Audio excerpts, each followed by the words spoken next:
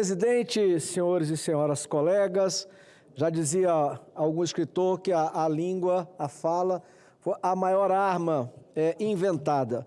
Veja bem, a esquerda, só o PT, está no 5º mandato no Brasil. Vai para 20 anos de PT. Mais os 2 mandatos do PSDB, que é quem a gente achava que seria direita, com quem nós nos apegávamos, são 7 mandatos. Portanto, depois de quase 30 anos que a esquerda ou a centro-esquerda governa o Brasil, o país se tornou um dos mais violentos do mundo. E o orador que me antecedeu, craque na retórica, pinta um quadro de Pernambuco como se nos últimos 30 anos Pernambuco resolveu os seus problemas. Não! É um dos estados mais violentos do Brasil. Olha só, Cabo de Santo Agostinho, quase 67 mortes, Cabo de Santo Agostinho, 68,9 a 81 homicídios por 100 mil habitantes. 5º lugar nacional. Vitória de Santo Antão, 51,5 a 57 homicídios, 20º lugar. São Lourenço da Mata, 30º lugar. Garanhuns, 44, quase 45 a 48 homicídios por 100 mil habitantes. Camaragibe, e por aí vai. Cidades das mais violentas. Se você for pegar por saneamento básico, também é um dos mais atrasados. Veja, senhor presidente, segurança pública é algo que divide com muita clareza 2 pensamentos. De um lado, a esquerda que governa o Brasil praticamente desde a reabertura democrática e que é useira e vezeira de discursos e de atitudes, de leniência, de complacência com o crime, com o criminoso. Olha o que o presidente do PT, porque ele não é presidente do Brasil, ele é presidente do PT, do PSOL, do PCdoB. Primeiro ficou calado um tempão, agora, quando ele fala sobre o que aconteceu no Rio de Janeiro, ele falou para fazer alguns minutos de silêncio pelos policiais que representam o Estado brasileiro, não, e que foram assassinados, que tombaram em combate, não falou sobre isso não, senhor presidente. Sabe o que ele disse?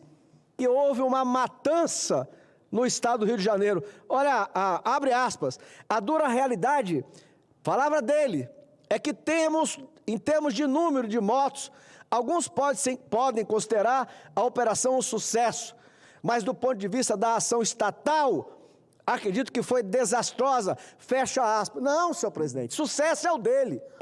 Sucesso é o deles. A imprensa e a internet está cheia de declarações ao longo desses quase 30 anos de Lula, de Gleisi Hoffmann, de deputados, de senadores da esquerda, sempre, como a Benedita saiu há poucos dias, dizendo mentira, que ela tinha prendido fulano e Beltrano, Fernandinho Beiramar, sem dar um tiro, mentira. Nos 9 meses que ela governou, teve mais mortes no Rio de Janeiro do que nos outros anos, e mente descaradamente. Mas o resultado dessa política leniente com o crime e com o criminoso é resultado desse tipo de comportamento aqui do Lula. Quer dizer, os pobres, homens e mulheres que estão na favela e que são obrigados a se submeter às facções criminosas, crianças, adolescentes, assassinadas pelas facções criminosas, comerciantes, a padaria da esquina, o rapaz que vende um espetinho à feira, que tem que pagar um dízimo para uma organização criminosa, porque senão vai morrer. Pessoas nas favelas, que eles chamam de comunidade, que tem lugar que pode ir e lugar que não pode ir. O Brasil agora está vendo o que são as barricadas. É o limite territorial. Até as barricadas manda o Estado brasileiro. Dentro das barricadas não manda mais o Estado brasileiro. Quem comanda são facções criminosas. E que agora, no narcotráfico, tem a renda menor. A maior parte da renda do Comando Vermelho, do PCC, é a cobrança que eles exigem dos moradores, que eles escravizam. Mas a esquerda vive dizendo que é preocupada com os menos protegidos. Há gente no Brasil menos protegida do que aqueles que moram dentro de um território governado, mandado por uma facção criminosa.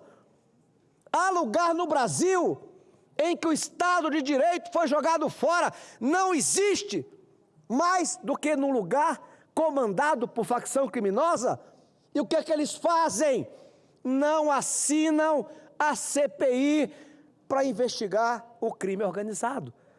Se não tivesse acontecido o que aconteceu no Rio de Janeiro, provavelmente nós não teríamos instalado a CPI no dia de hoje.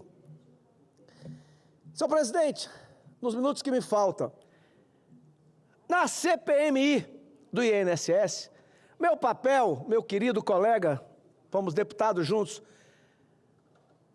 não é disputar com pessoas que estão arguindo os depoentes. Meu papel é dizer que a roubalheira no INSS é o modo da esquerda.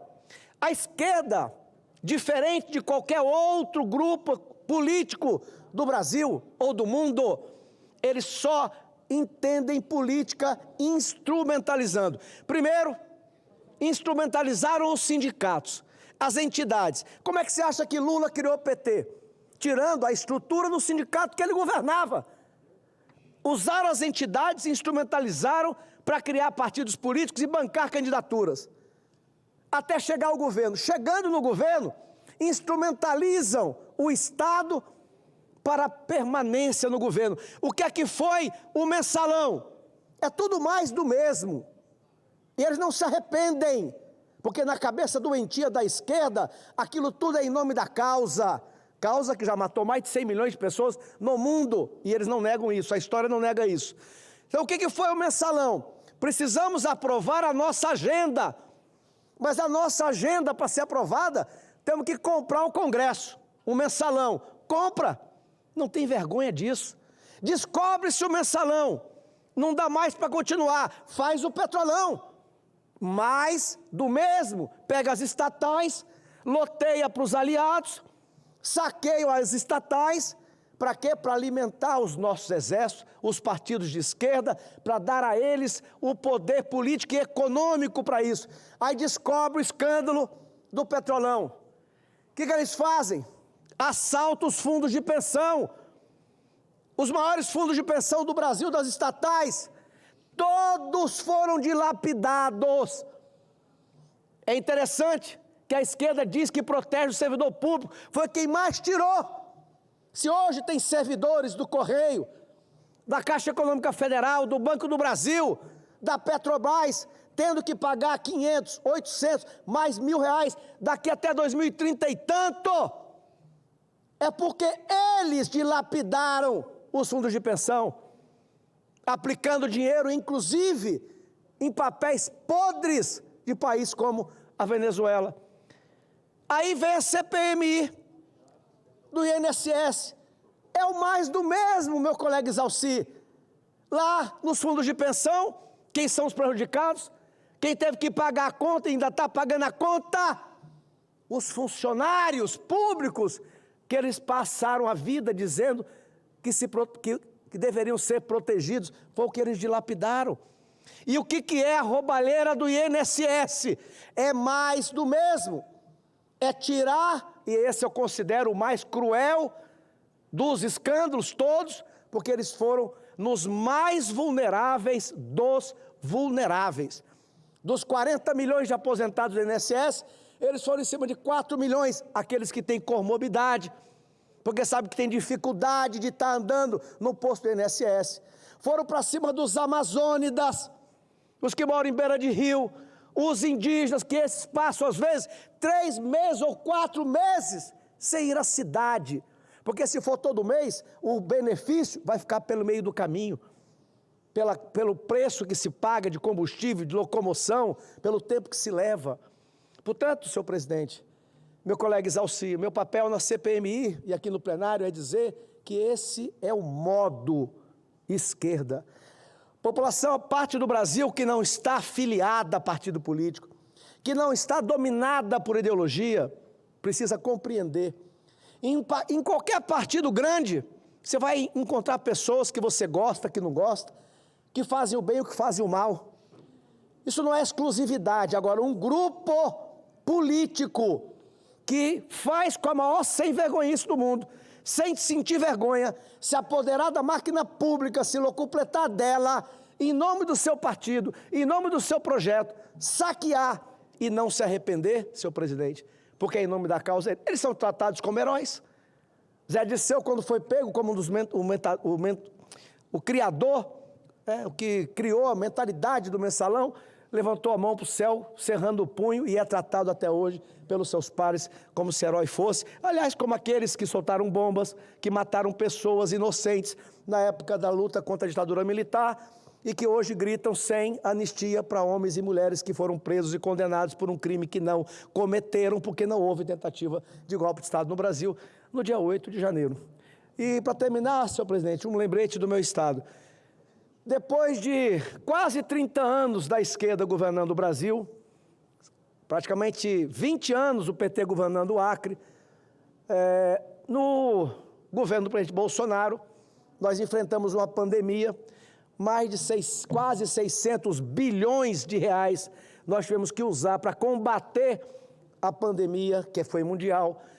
E aí a BR-364, que corta o meu estado, acabou não recebendo no governo do nosso presidente Bolsonaro os recursos necessários para sua manutenção. Mas note, ela é uma obra construída, administrada e quase 30 anos da esquerda. Aí o PT volta à cena do crime, palavras do vice-presidente Geraldo Alckmin, e logo se assanhou dizendo que eles agora iam recuperar a BR-364. Eles já estão no final do 3º ano, do 5º mandato. O inverno amazônico já bateu as portas. O que fez, fez. O que não fez, já não consegue fazer mais. A BR-364, a BR mais importante que corta o meu estado, o estado do Acre, está nas piores condições de todos os tempos. E agora, a notícia de hoje, nos jornais do meu estado, é que o governo do PT retirou do orçamento já minguado da BR-364, 45 milhões de reais, mandando para outra região, dizendo este governo que você não pode escrever o que esse governo fala, portanto ele diz uma coisa, mas não faz, dizendo ele que vai soltar um outro decreto, depois vai devolver o dinheiro. Então fica aqui a constatação e o meu repúdio a um governo que gasta todo mês mais do que o que arrecada, e aí a conta não fecha, e o resultado é tirar do pouco recurso que tinha para a BR-364 do meu estado, que eu repito, está em piores condições, que nunca esteve tão ruim como está agora. As pessoas estão gastando um dia inteiro para sair de Rio Branco a Cruzeiro do Sul, passagem de avião caríssima, e agora o governo do PT nos presenteia, tirando dos poucos recursos que tem lá dentro, 45 milhões de reais. Esse é o governo que está comandando o Brasil pela 5ª vez. E eu acho interessante, eu vou concluir, senhor presidente, a turma da esquerda vem aqui, primeiro que eles pintam um Brasil que eu não moro nele. Eu não moro nesse Brasil pintado pela esquerda. E segundo, que eles governam o país desde a redemocratização. E a culpa da insegurança do Brasil, da falta de oportunidade, parece que é de outras pessoas, menos dele. Muito obrigado, senhor presidente.